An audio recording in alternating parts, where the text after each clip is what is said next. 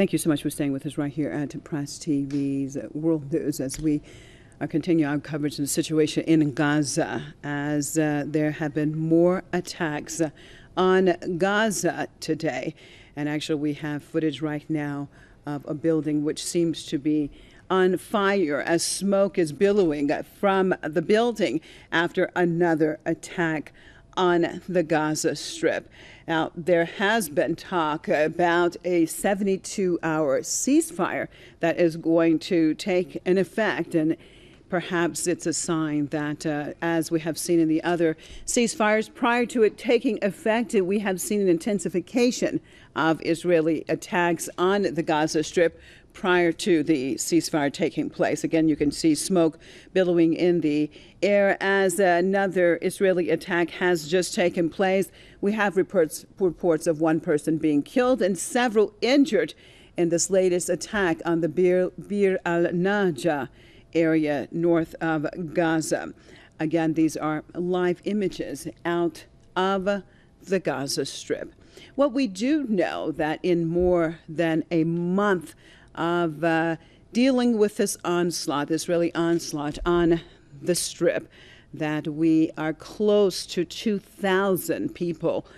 Close to 2,000 people being killed. Over 1,900 people have been killed so far, and closing in on the 10,000 mark of those who have been injured.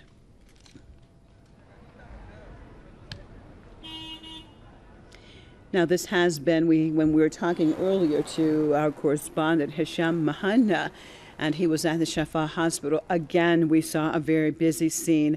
Again, we saw more and more people being taken in and out of the hospital. We're going to cross now back over to Gaza and get the latest, this time with Halla Alsafadi, to see exactly what's going on. Halla, can you hear me?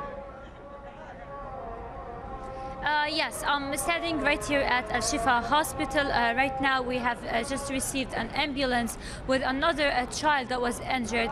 Two very loud explosions were heard just minutes ago, and it's expected that it is the house you guys showed the picture of. It's a house in West Gaza. Right above us in the skies, we can easily count 5 drones flying at a very low altitude, and this is not a good sign at all. So Israeli attacks are still taking place. A land was targeted in East Gaza. Another house was actually also warned to be exploded or bombed.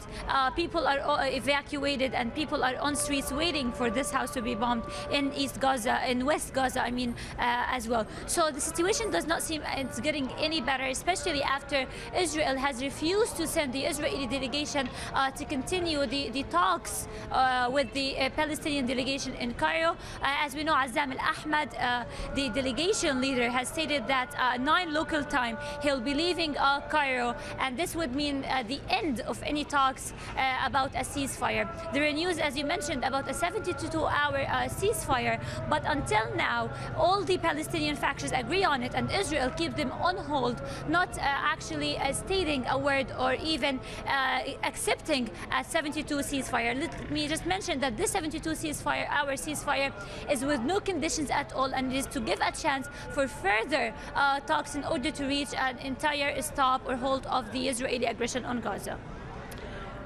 Let me just bring our viewers up to par. Viewers, you're looking at the current images, live images out of Gaza. As you can see, the billowing smoke there where another Israeli strike has taken place. And we're also talking to our correspondent on the ground, Halla Alsafadi.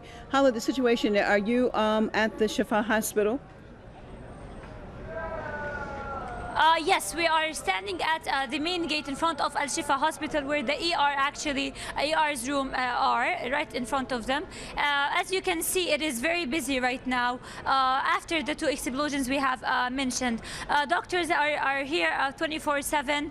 They're not leaving their shifts. I talked to a doctor who stated that the 72-hour ceasefire that we had earlier this week was a chance for them to collect their strength all over again, especially that Israel Israel has targeted several places right after this ceasefire, which caused more people to be heading to the hospitals and injuries and dead bodies to be received at the hospital. Let me just mention that from the day after the ceasefire until now, Israel has destroyed around 100 houses only since after the ceasefire ended. And so we can imagine how the situation in hospitals kept on deteriorating after targeting such a huge amount of houses in only within very few days. All right, stay with me, Halla. Let me cross over and welcome our guest, Stephen Lenman. Stephen, good to have you with us. The situation, Stephen, it's mind-boggling to think that this has been going on for more than a month, continues to go on, and basically still not a whole lot seems to be done from the international, so-called international community. You know, Stephen, when we look back in history and we have seen genocide taking place, let's say recent history, even if we go to Bosnia-Herzegovina, or we talking about Rwanda, we look back and we say, well, where was everyone? How was it allowed to happen? And yet we see it happening again, and the continued silence from the international community. How much is it going to take? How many Palestinians do you think have to die, Stephen, before we get some serious action out of the United Nations, out of the United States, out of the United Kingdom? Mazia, I ask the same questions over and over again. What will it take to get the world community to do something to target Israel with teeth enough to stop this massacre from going on? What Israel is doing and continues to doing for something like 32, 33 days is mass murder and destruction, mainly targeting civilians. Maybe 80% of the victims, nobody knows the exact number, but maybe 80% of the victims, innocent men, women, children, infants, the elderly and infirm. And Israel outrageously considers them legitimate targets. Go ahead, Marcia. No, go ahead. I'm listening to you, Stephen. Israel even gives what it's doing a name. It comes from the 2006 Lebanon War. It calls it Dahiyah, or the Dahiyah Doctrine. Dahiyah is a Lebanese suburb. Israel destroyed it in the 2006 Lebanese war. And in an article I wrote and repeated again in an article just yesterday, the Israeli Northern Front commander, I believe his name was Gabi Ashkenazi, he said, in so many words, the civilians are legitimate targets. Israel considers them the same as combatants, and they are targeted and they are murdered in cold blood. And this is official Israeli policy. And we see it going on in the massacre in Gaza, where the most innocent non-combatants are willfully targeted.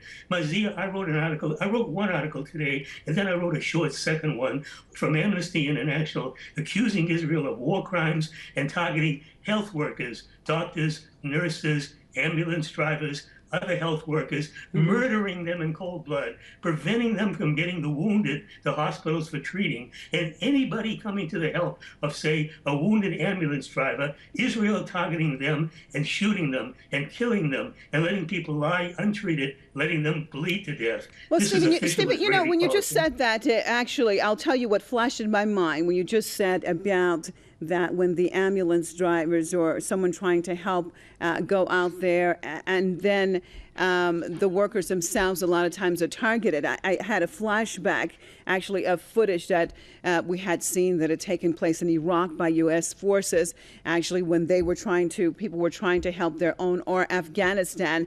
It appears that when certain entities actually even target civilians, mom is the word. I want to cross over to Kevin Barrett and get him in on this situation. What is it, Kevin Barrett? It appears that international law is defined or redefined depending on who is the victim here and who is the aggressor. How do you see it, sir? Well, you're right. Right now, international law is essentially a dead letter. And like the United Nations and the other big international institutions, international law today is a smokescreen for the war crimes of the powerful against the less powerful. But the good news is that the world is changing, thanks in large part to free media, such as PressTV and the rest of the alternative media that's gradually helping people become better informed.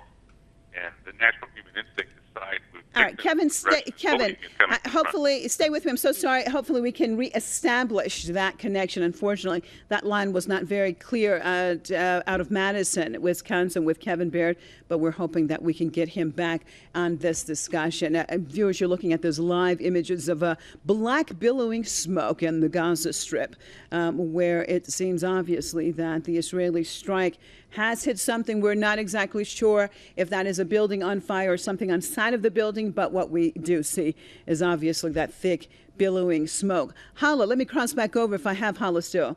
Halla, are you with me? Halla Alsafadi, are you with us still in Gaza? Yeah. Okay. Yeah, I can hear you. All yes. right. Halla, when we, obviously we're just looking at these images, across our screen, but over there, you're continually hearing these attacks. I'm just wondering now with the people and having gone through this more than a month, I mean, is there any reaction when they hear, okay, it just becomes, okay, there's another attack somewhere in Gaza? The level of anxiety, I'm just imagining, just would be just so high. Just tell me overall, once again, the people on the ground and the situation that they are enduring day in and day out. Well, before I answer your questions, we can all here see smoke coming from a place very close to the hospital we're staying at. Israel just bombed a place here. As you saw in the pictures, we can also see the smoke from where we are standing. It was a very near explosion near the hospital. Regarding your question, how people are handling this amount of explosions, airstrikes, and aggression, well, they're not really handling this aggression. I do believe that Gazans are right now in a state of a trauma where they not really comprehend what's happening around them. Talking to hundreds of Gazans during this aggression, including myself actually, I can simply state that we don't really understand the amount of trauma we are facing at the moment. Gazans simply today, it was very strange since after the ceasefire, it is very strange to see people living in an aggression for over a month, going down on the streets, buying things from the supermarket, walking, laughing, smiling. It is very strange how they are reacting to the Israeli aggression right after the ceasefire that was for 72 hours. Basically now they have this very strange strength. They reach a stage where they simply stated very clearly, we don't care no more. We will not be locked inside of our houses. Our life will have to continue. And despite all the bombings, they're still out on the streets and they still insist on living. Even students are even asking schools to actually start their school earlier because they want to go back to school. So this is the very strange and determination Gazans are having. I do believe that this is part of the trauma, as three impacts are usually caused by trauma. It's either people flee or fight or flight. And I do believe that this is what's